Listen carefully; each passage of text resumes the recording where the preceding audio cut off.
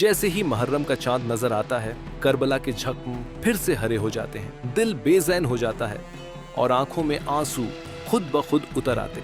जी हाँ, करबला वो सरजमीन जहां नवास ए रसूल इमाम हुसैन अलैहिस्सलाम ने हक और सच्चाई के लिए अपनी जान कुर्बान कर दी, जहां भूखे प्यासे बच्चों के होंठ खुश्क हो गए, जहां मासूम बच्चियों के कानों से बालियां छीन ली गईं, जहां खैमों को जलाया गया, जहां लाशों को घोड़ों से रौंदा गया।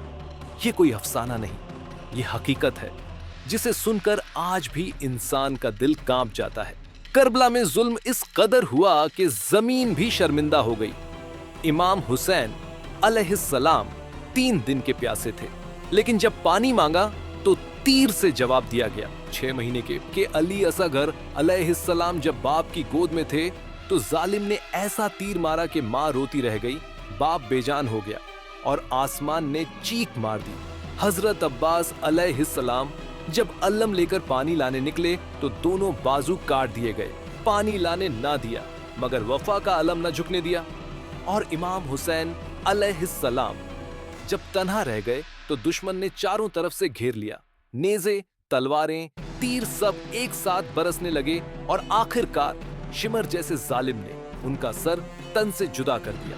लेकिन दोस्तों, ये सिर्फ एक शहादत नहीं थी, ये एक पैगाम था हक के लिए, जुल्म के खिलाफ खड़े होने का पैगाम।